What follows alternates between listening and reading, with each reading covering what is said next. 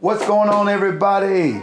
It's the Spencers, and we're back at it. We're back. And we came tonight to bring the noise. No, we didn't come bring no noise. We came to we came to talk about who is it for? I mean, have y'all ever thought about that?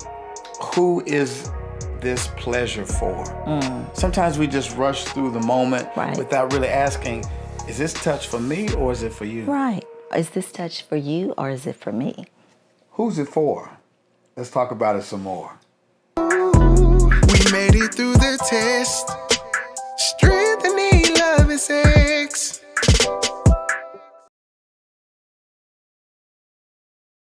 All right, y'all, we're back. Listen, we are excited tonight because we want to get to the bottom of being erotically conscious. And babe, erotically consciousness for me simply means being aware of who the pleasure is for. Right. I think sometimes we get so caught up in the love act itself that we're not focused on who the act is for. And for me, something I picked up from yoga is that wherever your focus is where your energy goes. What do you think about that? Well, I always think that, that being erotically present is what brings me into erotic consciousness. So you have to be there and then realize, okay, if this pleasure is for me, am I being selfish in receiving it and I'm not giving it? Or is it a two-way street? I heard you say selfishness. Why would that pop up in your head in terms of receiving pleasure as a woman?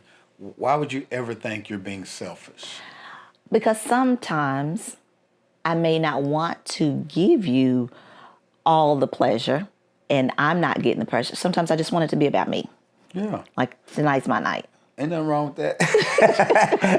Ain't nothing wrong with that. I want you to tell me when that night is. You know what I mean? I want to know. Inquiring minds want to know. Oh, my goodness. But my wife brings up a great point, and that is there's some nights where you're laying there like, I wish they were doing this. You ever had those nights? I wish they would do this. I wish they would. Not now because we have a great communication. But in the past, there's been some nights where you're just laying there like, I wish he would kiss my neck. Oh, I wish he would touch my leg. Or I wish she would go down on me. I wish she would kiss my nipples. Whatever it is, we really want to know, who is it for? And it's going to vary from time to time. Absolutely. Sometimes it's for you. Sometimes it's for you, me. right. And sometimes it's for Both us. of us, right. And so there is this very helpful tool that Rhonda and I stumbled upon by Betty Martin. She's a sexologist, and she has what's called the Wheel of Consent. And in the Wheel of Consent, she has 4 different quadrants of consent as to who the pleasure is for. There is 4 quadrants, and you'll see them up on the screen. The first quadrant is the giving. It's the giving quadrant, right? And so in that giving quadrant, it's you touch them the way they want. Right. It's the giving quadrant. Then there's you touch them the way you want. That's the taking. And the key on it is you're touching them the way you want. Right. Okay. You want. Not the way they want, but the way you want. But you have to still get what? Consent. The third way is they touch you the way you want. That's receiving. And the fourth way is they touch you the way they want. That's allowing. So I know it could be a little confusion. So we're going to go through each one tonight so that you and your spouse know, who is it for? Somebody type in the comments, who is it for? Who is it for? It's for both of y'all, but at specific moments it's for the other. And then sometimes it's for both. So let's talk about the first one. You touch them the way they want. So when you think about quadrant 1, I like the analogy, like when you go get a massage. When that massage therapist touches you, they're not touching you for the benefit of themselves. No. They're touching you for the benefit of you. And as a matter of fact, the massage therapist is going to ask you in the assessment what? Is it, you have any ailments? Is it okay to touch you here or whatever? Yeah. Are there any spots you don't want me Right. to touch? Right. Are there any areas you want me to focus on? And you get the little chart. Right, and You draw, start yes. circling. I just put a whole circle around my whole body. My whole, it's my neck, my back, my neck and my back. But they're very specific about what you want. Baby, how does that play out in the bedroom? Well, if someone is being very specific about what they want, of course, communication has to take a very big piece in this. And so it's all about communicating what your needs are so that you can get that need met. And I think it's so important that you be erotically conscious, because how can you ask for what you don't even know you want? Right. You know what I mean? What feels good? You want your breast touch? You want your vulva touch? You want your legs touch? I want my feet rubbed. You want your feet rubbed? Right. You want your head, your scalp scratched? You know, what do you want? And sometimes we're so busy pleasing the other that we don't know how to ask for what we want. You're right. But in that first quadrant, you're touching them the way they want to be touched. Is that right? That's correct. And that's called the giving. Giving. Right. What did Jesus say? It's more blessed to Give than it is to receive. We're going to get to the receive part, but let's stop on the giving part. Because I think in marriage, so many times, we are selfish to the point that we don't think about what does the other person want. And in marriage, it's all about giving your spouse something that they want. Right. You know, Paul says in 1 Corinthians chapter 7, do not neglect the sexual needs of your spouse. Give them what they need. We talk about the love languages a lot. What is their love language? Because watch this, you don't want to give somebody a gift they don't want. Oh, that is so true. And that's another thing. You need to find out what the love languages are. The top one, that you're not giving your spouse your love language, because most times they're going to vary. You know, there's the 5 different, you know, the physical touch, the affirmation, the acts of service, you know, those things. But you need to make sure that you're giving your spouse what their love language is. You know, my wife was joking a while ago. Well, no, she wasn't joking. When she said she likes her feet touched. That's one of her favorite things.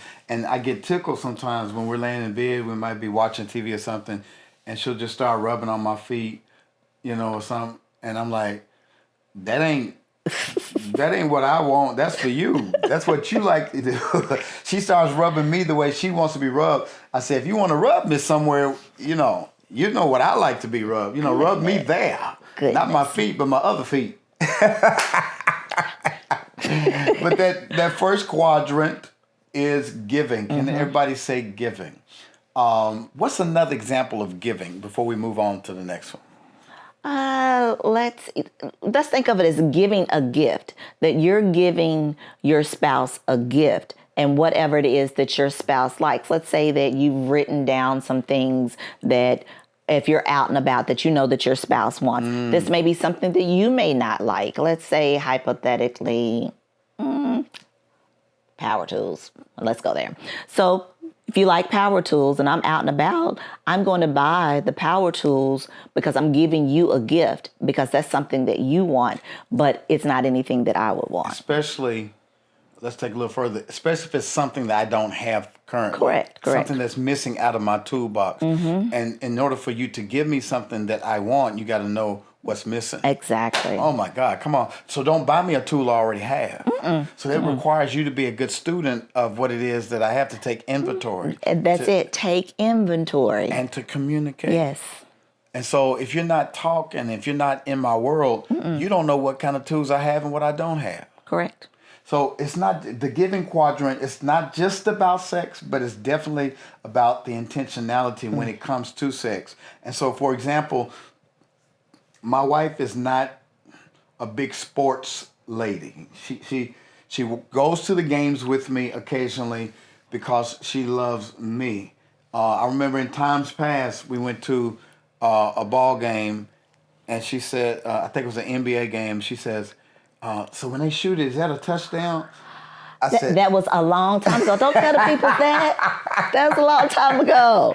but now she's like, what? How much is left in the fourth quarter? I said, go on, girl. She knows how to keep up with the quarters and all that. But watch this. She initially did that as a gift to me because my wife knew she's not a big sports fan, but she wanted to give me that time because she knew I wanted her companionship. So at the opposite end of that quadrant, she is, what I want to say, not allowing.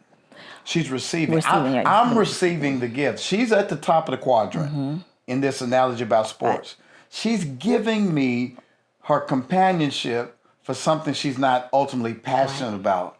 But yet she's full-hearted enough about me as her husband that she wants to give me the gift of companionship. So I'm receiving a gift from Rhonda in the bottom of that quadrant. I'm receiving. She's at the top of the quadrant. She's giving. I'm receiving the gift of companionship. Are y'all following us? See, the giving and the receiving, they are both, it's give and take. So if you think of it that way as give and take, one is giving something, the other is receiving. And at different times, you're going to switch who's going to be giving the giving and who's going to be in the receiving end of that quadrant. Mm-hmm. So that's the giving quadrant, right? I think we hit that one pretty good. I want to move over right next to the second quadrant in the doing. It's the top part of you are doing, and that is you touch them the way you want. That's taking. Now taking has always had a negative connotation. It could be. But this is a good connotation. Right, because we're talking about the will of consent. There has to be consent there before the take. Yeah, because if you take it without consent, it's called what? Rape. So you don't want to take, Bernie Mac was joking back in the day. He's like, sometimes you got to sneak and get it while she sleep and stir it up like coffee. No, Bernie, that's rape. Even though you're married, you want to have consent. Consent is about boundaries. So you don't want to assume that what you're getting from your spouse is something they want to give you. You still got to what? Ask. Right. Yeah, I know you're married. I know your body is not your own. Your bodies are equally shared amongst each other, but you still must get consent. So in this quadrant, you may ask, can I touch your breast?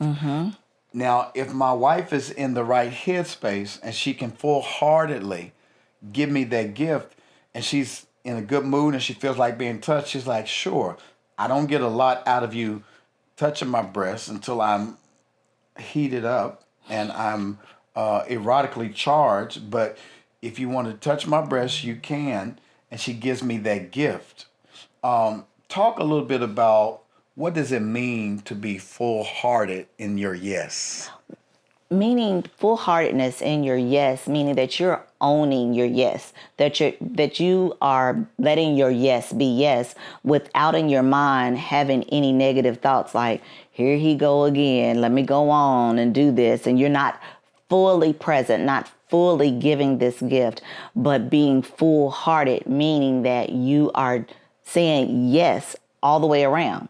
That your yes is your yes, not a split where it's a yes-no situation, but your yes is your yes. So how do you say no when you're not full-hearted? No. Just like that? No. What? Of course not. That's what I'm saying. That was so cold. I'm be like, okay. I'm gonna feel rejected. How do you give them a no without them feeling rejected? You have to know your spouse and be able to that woman said no. and be able to gently tell your spouse, love, not tonight, you want to touch my breast, but they're a little sensitive, so I'd give them the option. Don't touch my breast. How about you touch my thighs, or, you touch my ears, or, give them an option. Change it up a bit, because you can let your spouse down in a soft, subtle way. Yeah, it's all about tone and the way you say stuff, because as men, we feel rejected when we hear no. But if you say, baby, I love when you touch my breast, but like you said, tonight they're a little bit sore. I've been breastfeeding, or I'm on my I'm on my cycle, you cycle, know. or the night before we were a little too rough, and they're still sore from the night before. And so, if you explain it to us in a loving, gentle way and Right. give us options, it doesn't feel like rejection. Correct. But at the opposite end of taking, after consent, at the bottom opposite end is allowing. So if my wife allows me to touch her breast, she's allowing, she's giving me a gift. She's allowing me to do that because it may not be necessarily what stimulates her, and so she's allowing me to do that. Now, the other quadrant we'll get to in a little bit, she's getting something out of it. That's a different thing, but right here you're allowing. So give me an example of what allowing or what does taking look like from a non-sexual perspective? Give me an analogy of someone taking something that is non-sexual. You touch them the way you want. Let's say your ladies, you know, our husbands always will come behind us if we're doing something in the kitchen, and you know, they may grab a body part or hug us and we're busy doing something else. Is they're taking that moment from you, you know, they're taking that hug, and you're allowing them to take that hug. And how do you allow? By not protesting and not saying, go somewhere, you Wait a minute, see what wait a I'm minute, wait a doing. minute. Y'all, I got pushback on this. I got pushback. She knows where I'm ready to go. Goodness. So sometimes what you say is not just with your mouth. It's with your body. And there's been times when my wife is doing something and I'll like, okay, if she's in the bathroom getting dressed and we're going to go somewhere and she's walking around naked and I'm like, ooh, wee. You know, I get excited and I go up and I try to kiss on her. I kiss her here and she gets all rigid like, and she goes, I don't do that. yes, you do. Don't you tell that story. We in front of all these people. Yes, sometimes she'd be like, come on, you're going to make me late. You're going to be mad at me. This is true. But what I would like, and what she's done on occasion, is she's like, come on, baby. Don't forget the other one. Don't forget. And she'll play along with me, and that makes me feel good. But when she's like, I'm like, You need to read the room. Read the room. what does read the room Read mean? the room. If I am rushing and doing something and moving fast and looking through my makeup bag for something or in one of my drawers looking for something, read the room. So let me ask you this. Realistically, how long does it take for me to kiss you? Too long. No, Because how I'm long? stopping. You're in motion. It's like you stopping a train. How like long? a train No, is just- moving down no, men lie, women lie, numbers don't. How long does it take me to kiss you? a couple seconds. Yeah, it's like 5 seconds. It's like mwah, mwah, mwah, and then I move. So what I'm saying is, be gracious. And she oftentimes is, but when we're really running late, I get it. Fellas, I read the room. You tell me if I don't. I read the room, and I'll be going the long way around it. I come in the bathroom. I give her 5 feet. I go around on my side of the sink because she's in there breathing hard, Oh, nobody is doing all that. curling, and I'm like, I ain't going over there. Okay. All right. So. What's the other quadrant? The other quadrant, Is we went from the giving we went from the giving to the taking to allowing, to allow and then receiving is the last. I think before we go to those other two quadrants, I want to spend some time at the bottom. I want to make sure we cover the top real good. So we talked about giving and taking. Mm-hmm. I think it's so important in marriage that there's give and take. Oh, has to be. Still has to be, or it's gonna break. There's give and take in a relationship. And in your erotic consciousness is being aware of who's doing the giving and who's doing the taking. And if you ever get out of balance in your marriage and you're not conscious of who's doing the giving and the taking, it can be some resentment that builds up because somebody's feeling like, I'm I'm always doing the giving. giving. I'm always doing the giving. Right. They're always taking. You know what I mean? And so I think that's what we want to get across to you all tonight. That when you're doing your love making, when you're intimate, when you're being passionate, when you're being erotic, make sure there's an equal balance of give and take in your marriage so that everybody's getting what they need out of the marriage. Because if you're always doing all the giving, there's a deficit that exists inside of you and slowly begins a resentment that tears you apart, and y'all start drifting apart because you're like, man, every time I turn around, I'm always giving, but they never give me anything. I was talking to a young man the other night, a young couple, giving them some advice, and he was very concerned about his wife not getting an orgasm before he did, because he felt like after he got his orgasm, quite naturally, he's going to be sleepy, and she's frustrated because she didn't get hers. So he's been very conscious on making sure he gives her pleasure before he gets his. Isn't that a great way of approaching that? It is a great way, unless, there's something else going on where in the midst of the giving, it depends on your spouse. Because if he is thinking that she needs her orgasm first, or it may be a night that she may say she doesn't need an orgasm, but he's offering that gift to her. So he's offering. As a woman, do you ever struggle with asking for what you really want sexually? Do you ever have those moments where you're in your head about it and you're like, never mind, let's go on and get this over with, but really you had this thought like, I want to tell my husband this is what I want, this is how I want it? I would say probably early on in our marriage, before I had the tools to properly communicate what my needs and desires were. What was your fear? My fear was offending you, or not really being in tune, like, okay, maybe I want this, but I don't know if I'm going to like this, and I'm going to be disappointed if I don't like this, so I'm not even going to ask. So I think that happened possibly early on in our marriage, but once you learn how to properly communicate and you've got the tools and you can rely on your spouse, then it takes that away. It takes the guesswork out of it. And sometimes, y'all, you don't know whether you're going to like something until what? You try it. And worst case scenario, you don't like it, but now you know. Yeah, we tried that one and that didn't feel so good. Or we tried that one. We need to keep that one for next time. Put that in the toolbox. Right. But giving and taking is a unique balance. And so tonight we just simply wanted to pause and to think about the different quadrants. Again, there's 4 different quadrants. There's giving, there's taking, there's allowing and there's receiving. So tonight we talked about giving and taking. Part 2, we want to talk about allowing and receiving. Because all of those are necessary. And every time y'all make love, you're in one of 4 quadrants. And that's mind-blowing for me.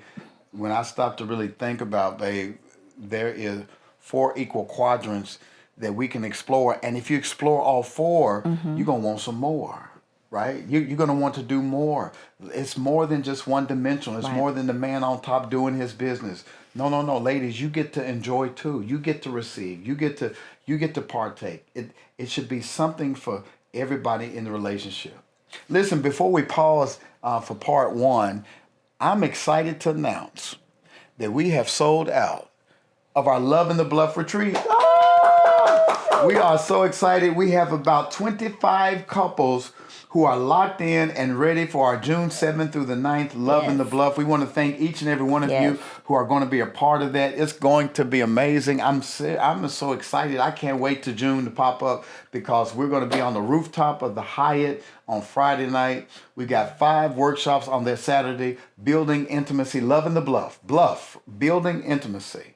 Liberating Fantasies. Unveiling Communication. Your favorite. My favorite. Fueling Desires and Facilitating Fun. We're going to be talking about how to make love in the bluff. And then Saturday night, Oh my goodness, y'all can still get your tickets for this one. Even Right. though we sold out of the conference, you can still get your tickets to this next part. That's 901 Live with Dr. Derek Payne and his lovely wife, Darkest Payne. They have a concert featuring all of the best R&B artists in the Mid-South. It's nothing like that Memphis sound, man. That R&B sound, that blues sound, that gospel sound. But it's going to be all about love on that Saturday night. And he still got some tickets for sale. So if you didn't get a chance to register for our retreat, you can still meet us at the 901 Live R&B Showcase in Memphis on June the 8th. That's the 8th. That's Yeah, it's Saturday. going to be that Saturday night. And we're going to dress to impress. We're going to have on our super saved and sexy outfits. The ladies are going to be immaculately dressed, and the men are going to be handsome, debonair, and we're going to go hang out, and then we'll go back up on the rooftop Saturday night. And then on that Sunday, we're going to have brunch. So I'm telling you, I'm excited about that. But if you still want to be a part of our circle, baby, tell them about how our mentorship program works out for couples. Now, we have a mentorship for couples, and everyone needs a coach, a counselor, and we're doing that. We have couples in our circle that we meet up quarterly. We do monthly master's classes. There's weekly information that's gone out. We hang out together. Sometimes we'll just have spontaneous date nights. So it's about, and if you need a one-on-one counseling as a couple, because you know that we all hit those snags and we want to add some additional things to your tool belts. So what we need you to go to theedencircle.com, theedencircle.com, and check us out there. Two things you need: a coach and community. You need a coach. We've been married for 31 years. And you need a community of people who are trying to stay together. Right. Because everybody that's married, they're not trying to stay married. We are. And we got other couples who enjoy being married. And like my wife said, we meet up, we go on retreats together. They come over to our home, we share, we have fellowships, we laugh, we cry, we encourage one another, because I believe we're better together. So join the Eden Circle. And listen, if you have not subscribed to our podcast, what are you waiting for? If this podcast, Naked and Unashamed podcast, has been good to you, don't be ashamed of us. Share us with your friends and your family. Like and share. Like and share, and leave a comment. Yeah. Talk to us, and we'll respond back. And so we're so glad that y'all tuned in tonight. But we got part 2 coming back at you. So listen, meet us back, same bat channel, same bat time next week. And in the meantime, share this one with your friends, and we'll see y'all next time. Hey everybody, it's Spencer stopping by. We got some exciting news. Eden Circle is back open. That's right. We have a Inner Circle program that helps you to take your marriage to the next level through some personalized mentorship. There's 2 things that are needed in order for your marriage to make it. You need some great coaches.